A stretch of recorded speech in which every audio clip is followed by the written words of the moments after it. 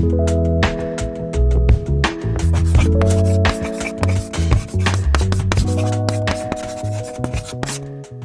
right, so Good start to the day. All right, so hey everybody, Chalkboard History.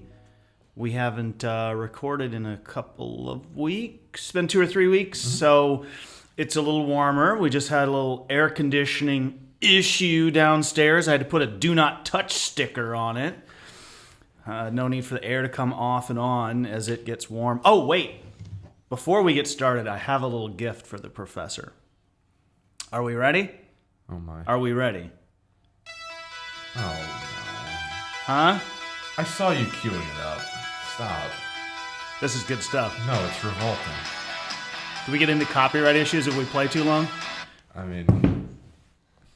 Journey on a Wednesday morning. So we're going to talk about American Battlefield Trust Conference was in town last week. Gary Edelman and yours truly led many touristas all over Middle Tennessee.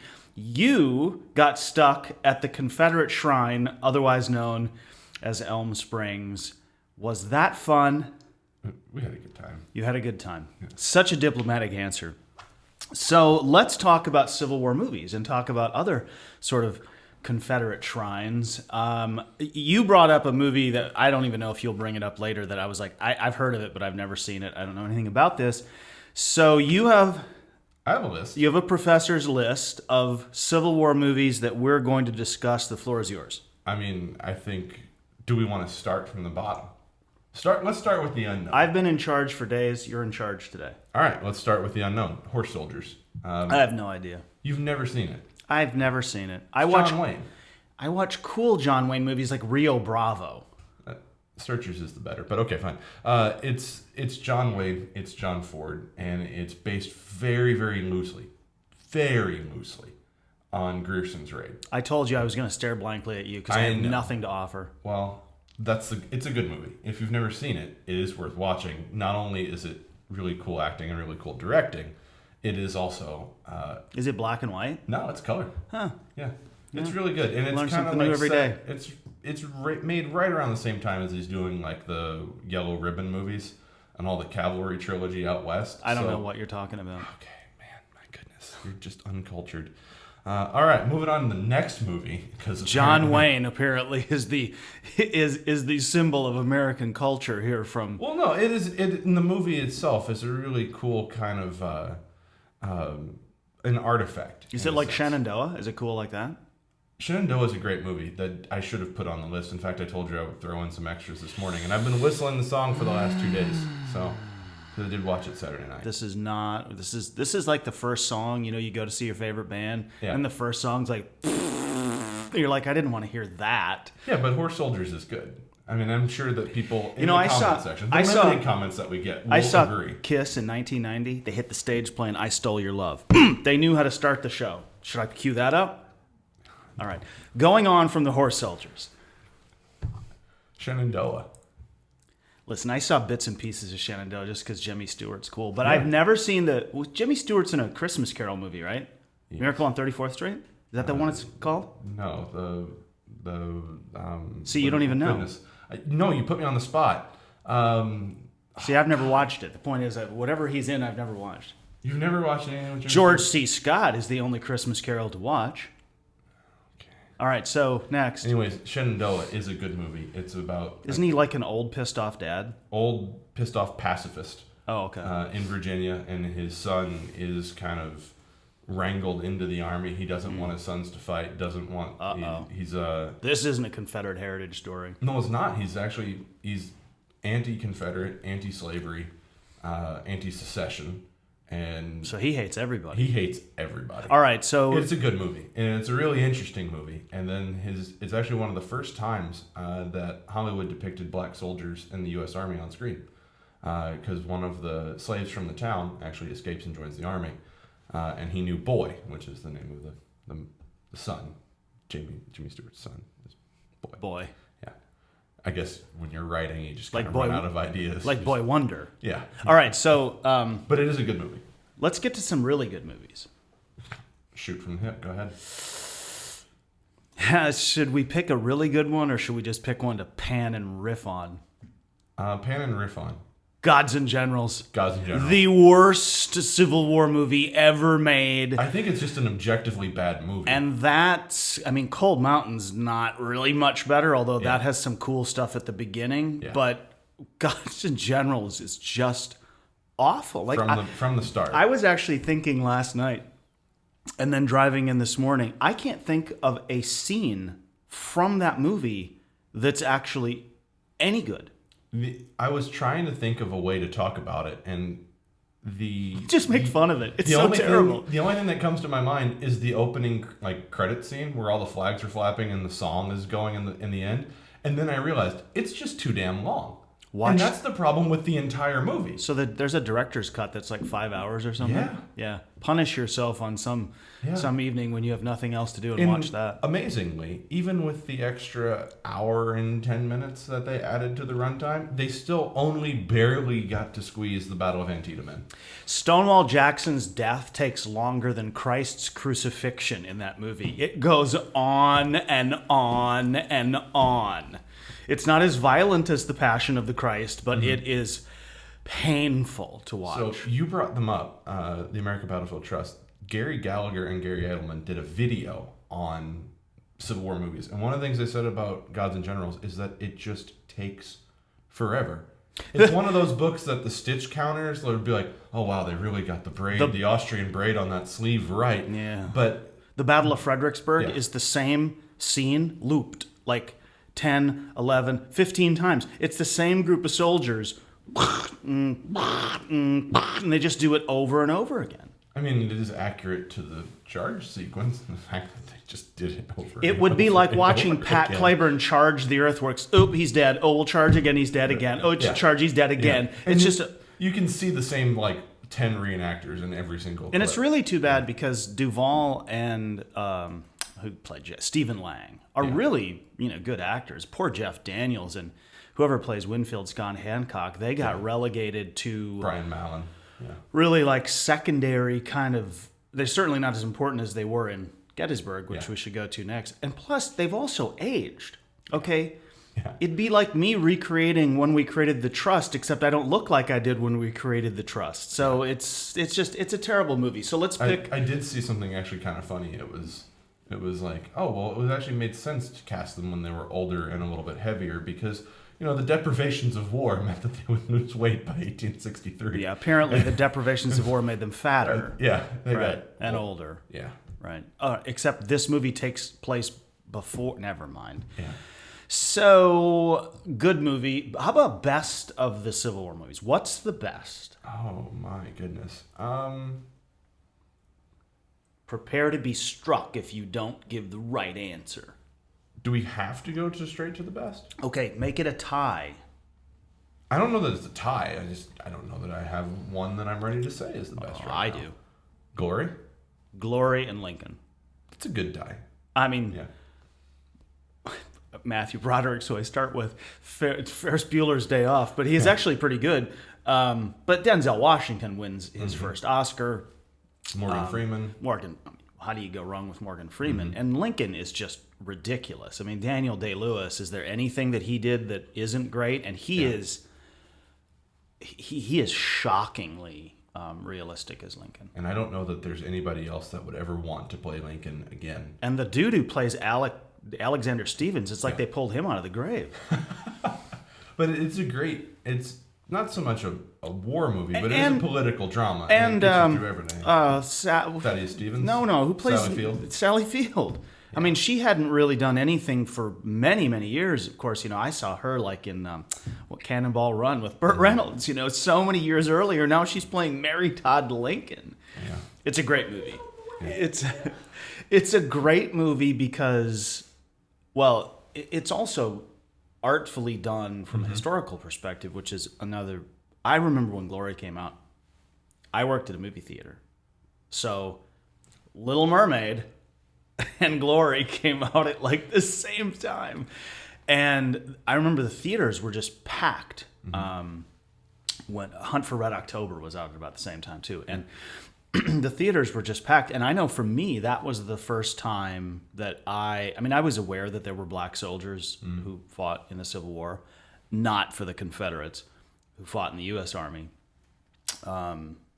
And, to see that story of the 54th Massachusetts and actually some of the just blatant racism, prejudice, bigotry that was in the North, I think is also well played out. It's not like, white soldiers were like, hoorah, this is a great idea. Yeah. Because there's a couple of scenes where, they're questioning whether these guys can be soldiers. And then, of course, the final climactic scene at Battery Wagner is pretty, I also think, too, amazing. that they capture that pay scene very well, the discrepancy in pay, the kind of the classification of white soldiers above black soldiers. I just thought that the whole movie was very well done. Put into context the whipping scene of Glory and the nonsense of Gods and Generals, and that you just cut right through it. Yeah. It is just nonsense, bad cinema, overacting, and then just the violent simplicity of a man who deserted to steal shoes, who's already been whipped. And Shaw proceeds. Yeah, that's a great movie. So what else? What else is on the list, Professor? I'm going to throw this one out there on the chance that you've probably not seen it. I just think it's a good movie. I also like trains and I like the Civil War, so it is the perfect blend of the two. Fess Parker in Disney's The Great Locomotive Chase. Great movie. Talks about the Andrews Raiders that stole the general, came through trying to make their way to Chattanooga. You lost me. Yeah, great movie, great book. Also Stealing the General by Russell Bonds. But the movie, 1950s or 60s. Fess Parker, right off of Davy Crockett, King of the Wild Frontier, now James J. Andrew. Great movie, fun movie. And then at the end, a bit of an artifact itself too, because the man who is the pursuer, I forgot his name, William Fuller, gives this kind of fiery, passionate, very pro-Confederate speech at the end of the movie, and that's how the general is sort of remembered. But if you ever get a chance to see it, it's a great movie, and I think it's on Amazon or something, but fantastic film. And then it also follows off the heels of another great train movie, which is Buster Keaton and the General. Silent film, but Buster Keaton, the comedic genius, able to make the Civil War kind of funny. So great movie too. And then the other one is The Little Rascals in the Civil War, because General Spanky was a VHS that I had to have when I was about 6. General Spanky. If you've never seen it, it's great. And then Alfalfa sings just before the battle, Mother. So you've got it all right there. What's the movie that was made some number of years ago? Tobey Maguire's in it. It's about the fighting in Missouri. What's it called? Ride with the Devil? Ride with the Devil. Great movie, yeah. That's a movie that's totally underappreciated. Yeah, if you can get past like the... James Caviezel is in that movie, he's in Passion of the Christ. Jeff Caviezel. Is it Jeff? I think so. No, I think it's James. I think it's Jeff. Jim. It's Jim Caviezel. Okay, James. Jim. Goodness Jim gracious. Caviezel. I knew it was like one... Why will you academics, do you always have to be exactly right? I don't know. Prove beyond a doubt of a fact. I don't know. But it's Jim Caviezel. Yeah, I think that's how he goes name-wise. But it is a good movie. Ang Lee made that movie. Yeah. Who's a really great producer. Not someone that you picked to make a Civil War movie, but but fell in love with American culture and that sort of frontier, interpersonal fighting of the Missouri-Kansas border. I don't think there's ever been a movie. I mean, I'm sure there's some campy stuff from the 50s and 60s that was done that, probably portrayed the, Cole Younger and that crowd as a bunch of heroes, but Ride with the Devil shows the...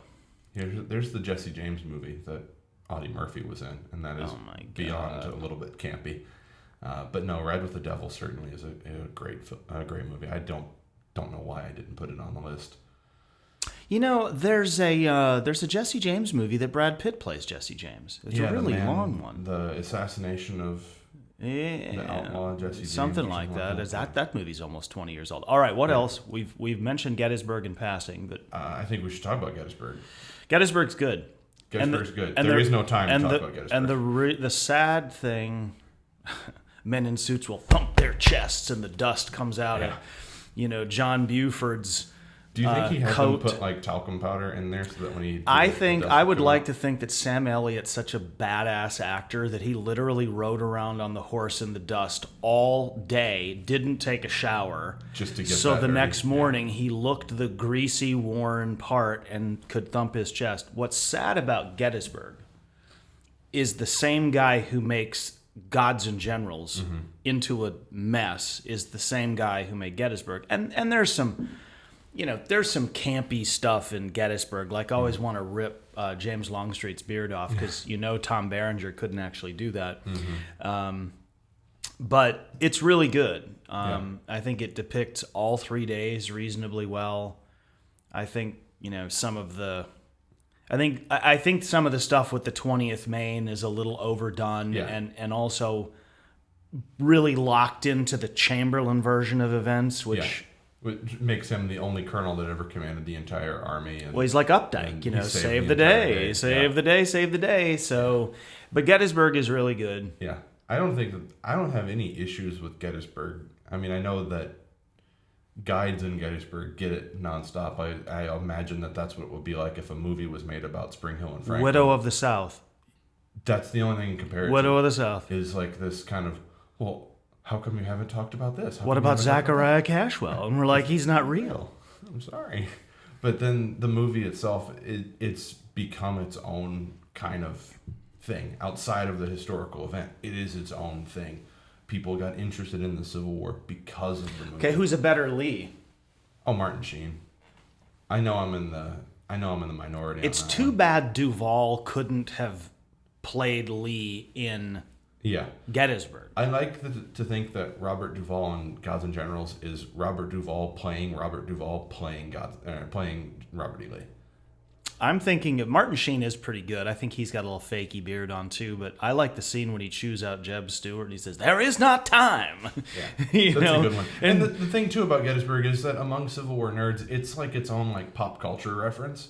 Running low on time on something, can't do it. There is no time for that. And then you have to cue the Martin Sheen voice, and then Winfield Scott Hancock's great in that movie. Yeah, I think it shows him that the Pickett's Charge is, even though sometimes now years later I listen to the musical score and it's really very 1990s, but it's an epic. But it is incredible to see those waves and waves of men. I think my only real criticism of the movie is they take the Hancock-Armistead relationship and they make it into this sappy, like, it's just so, the way Armistead's died, he's gasping at the angle. It's just, you can see how Gods and Generals took some of that really kind of overdone acting to another degree. You see sprinkles of it in Gettysburg, but I think Tom McMillan actually wrote a book. It's Armistead and Hancock at Gettysburg, and it's kind of debunks a lot of the movie myth making. And then everybody daily has to do their debunking of movie myth making for the Chamberlain sequences. And Porter Alexander's great in that movie. Actually, the opening few minutes, like maybe 5 or 6, as they show the map, and the guy actually narrating, I think, is the guy who plays Isaac Trimble. It's his voice, and he's talking about Lee's army and the Army of the Potomac, and no, that's really well done. Actually, that makes me think of some of the opening moments of Lincoln when the two kids show up. He's talking to the 2 black soldiers, Lincoln is, and then those 2 white kids show up, and that they said they were at Gettysburg, and the black guys are like, "You were at the Battle of Gettysburg?" And they're like, "No, we heard him speak." And of course, Lincoln had gone to Gettysburg, just months after the battle. So that's almost 30 years old now. Yeah. Gettysburg came out, 93? Yeah. Yeah. And now there's a whole, museum exhibit dedicated to the uniforms and the props that were used. It's an interesting feat all on its own to just make the movie, and then that it's had the longevity without ever actually being, and I know that I'll be criticized, it's not a great movie. Like, it's not entertaining. Like, No. if you know a lot about the Civil War and you know a lot about Gettysburg, it's a great movie because you're like, oh, I know what's going to happen next. But This isn't dialogue is dreadful. This isn't as bad as Hancock and Armistead, but John Bell Hood's at least 30 years older than he really was. And there's that horrible scene. If you had the DVD, it was the opening scene of disc 2. The second one, yep. And Hood is laying there wounded, and he says, "We should have gone around to the right." It's just terrible to watch. And that whole thing with Longstreet, stalling and delaying, and that's a very lost cause Jubal Early argument that I think has, in many ways, has been not dispelled, but Longstreet doesn't get piled on today like he did even when that movie was made. Yeah. Well, this is only because I've gotten really super into Gettysburg in the last couple of weeks, but his stalling is really on the second day, and it's on the third day he just doesn't want to do this. Doesn't want to do it. And finally at the last second just says, fine, I guess we're going to do it. You know who else makes a bit appearance in that movie is Brian Pohanka, one of the early advocates for battlefield reclamation. He's one of the, I think he actually plays a lower end federal officer. So General what? Webb. Yeah. He plays Webb? Yeah. Well, I guess that Alexander Webb. I guess he looks like him too. So what else? What other movies do we have? I had Gory, Gettysburg. I think we knocked all the ones I had out. We already talked about Cold Mountain. Oh, we should probably give it fair passing one more time. What, Cold Mountain? Just a bad movie. No, that movie's terrible. Yeah. I don't like. There's nothing about that movie. I've never just been a fan of Nicole Kidman, and who's the dude? Jude Law. Yeah, Jude Law. Yeah. Like, Jude Law's good in so many other things. Yeah, so but this is just an objectively bad movie. Get the most English actor that we can find to play some, North Carolina hillbilly Confederate. I just... You know the movie that we've not talked about that I think we have to? I think we're obliged by law to do it. Gone with the Wind. Oh, boy. So we could finish with a flourish. Oh, yeah. Rather to go down in defeat than to have never fought at all. I don't like it. I've never understood it. Cinematically, the movie is incredible. I mean, the way, how it looks even today. Yeah. That's probably Gone with the Wind's, truly greatest legacy. Because you can look at it, you can watch it today, and a little bit like the original Star Wars. You think about George Lucas made that in 1975, 1976. Gone with the Wind was being made in the early 30s, late 30s. Well, the premieres in... it premiered in January 1940. That's right. So her book came out in the late 30s. So just before World War II. I mean, and first major motion picture in color. Yeah, it is... Vivian Leigh, Clark Gable. It's got all the big names you could ever want. I don't think you could make a movie look like that today. Yeah. The best scene is the Confederate wounded in Atlanta as the city is about to be evacuated. Yeah. But Vivian Leigh is basically recreated by the dark-haired lady who's in North and South. Same kind of character, which is really sad. They just recycle it, and so I guess that means Patrick Swayze is like Clark Gable, just a younger version years later. Because North and South is really, the TV series is like a Gone with the Wind made for TV. Yeah. And it feeds into so many of the tropey stereotypes, But it is really cool that, the first black woman to win an Oscar comes out of that. We actually use a little snippet of her in our documentary that we made a few years ago. So I have to admit, Gone with the Wind is without a doubt, when human beings are all gone, there's, the 50 or 100 greatest movies of all time. And that's... It'll be right there with Casablanca. And Star Wars. Yeah. Numbers Casablanca. 1, 2, and 3. I'd put Halloween up there. Started the whole genre of slasher movies. See, we just went from Gone with the Wind to Halloween. Michael Myers would have been really cool in Gone with the Wind. Can I tell you a story about Gone with the Wind? Because he could have taken out some of the most offensive characters in that movie. Yes. So, 2. The first time I saw it, I was convinced by my mom and dad that it was a war movie, because that's what I watched. Other kids watched like Pokemon or something, and I watched Gettysburg on loop nonstop. Hard to imagine, right? No, it's not hard to imagine at all, actually. Yeah, I know, and you can almost see it. It's just a smaller body, same size head. Watching that movie nonstop, and so they convinced me, watch Gone with the Wind. You should come sit down and watch Gone with the Wind with us. Let's watch Gone with the Wind. And about halfway through the movie, I remember looking at my mom and saying, I thought you said this was a war movie. All these people do is yell and kiss each other. And I hated it from that point forward. I've watched it a few times since then. It's not something I would sit down and say, I really need to see Gone with the Wind for my annual yearly viewing, like Gettysburg, where I watch it like in 3 parts over July 1, 2, and 3. It's not on that list. And then the second Gone with the Wind story, to show you how much my parents enjoyed the movie. When we went to Atlanta, we had to go to Margaret Mitchell's house, the dump, where she wrote the book. That was family vacation. Other kids went to Disney World. You went to Margaret Mitchell's house. I saw the Battle of Atlanta cyclorama. That was cool, but I didn't go to Margaret Mitchell's house. So where does Clark Gable go after he says, frankly, Scarlett, I don't give a damn, or however the line goes? Where does he end up? He's supposed to fight at the Battle of Franklin. He is supposed to end up at the Battle of Franklin, which is an interesting connection to the very end of Gone with the Wind in the end of our episode. Did we miss anything? I'm sure someone in the comment section will point out a movie that we didn't get to. I would like to see actually one more really good Civil War movie made. There hasn't, aside from Lincoln and Glory, the best two, and I'll end with these, the best 2 Civil War related movies of the last 20 years, putting Lincoln aside. Free State of Jones, great movie on a great book based on real events. Mm-hmm. It shows that the South had deep fractures from the beginning among the white population. Yeah. And the other one is 12 Years a Slave. Yeah.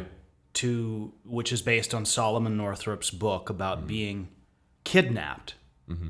And bring Brad Pitt back in. Brad Pitt's role in that is this like Canadian carpenter who helps get the word that this man is being illegally held as a slave is, and it's almost all based on Northrup's account, so I'm sure there's, elements of it that are fictional, but that is a very powerful movie. And the whipping scene in that movie makes the one in Glory almost tolerable compared to... I think those 2 scenes in that movie that stick out are the whipping scene and then the market house scene. Benedict Cumberbatch and Paul Giamatti. Yeah. I think that movie by itself is... If you know nothing about Southern culture before the war and about slavery and Southern culture before the war, that movie's a really good introduction to it. And those movies couldn't have been made in the 1990s when Gettysburg were being made. I mean, Glory was way ahead of its curve, portraying something that didn't fall into the sort of bailiwick of, Confederate heritage, if you will. That was a different kind of movie. So there you go. Civil War movies, Chalkboard History. We'll talk to you next time. Thanks.